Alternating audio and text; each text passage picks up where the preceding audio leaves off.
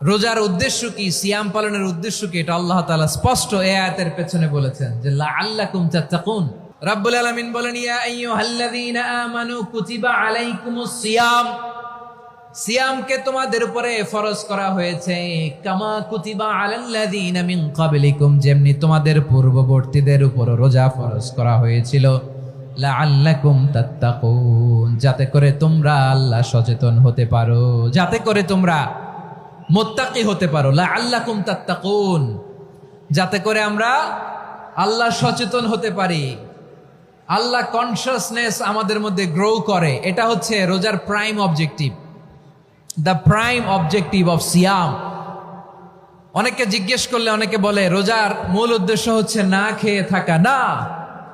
অনেকে বলে গরিবদের কষ্ট অনুধাবন করা রোজার উদ্দেশ্য, না।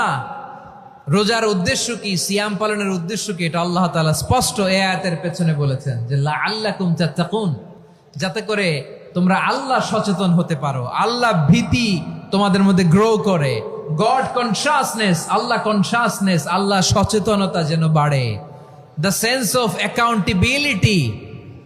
আল্লাহর সুপ্রিম কোর্টের কাঠগড়া এই দুনিয়াতে আমি যাই করলাম তার সবকিছু যে পাই টু পাই হিসাব দিতে হবে, এই sense, to enhance the sense that whatever we do, Allah is watching me. আপনি যাই করেন কেউ দেখে না, কিন্তু দেখে কে? শুরুতেই তো জিজ্ঞেস করেছিলাম যে কেউ যেটা দেখে না সেটা দেখেন কে? কেউ যেটা শোনে না সেটা শোনেন কে? এর নাম হচ্ছে লাআল্লাকুম তাত্তাকুন, যাতে করে তোমরা আল্লাহ সচেতন হতে পারো, আল্লাহ ভীরু হতে পারো। দুনিয়ার কেউ দেখে না, কিন্তু আল্লাহ দেখে।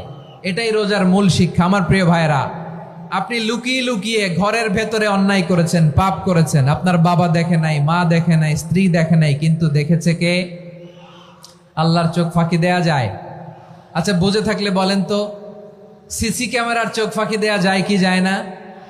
পুলিশের চোখ, র্যাবের চোখ, বিমানবন্দরে কাস্টমস অফিসারের চোখ, কিন্তু আমার আল্লাহর চোখ? সবাই বলেন, আল্লাহর চোখ ফাঁকি দেয়া যায়?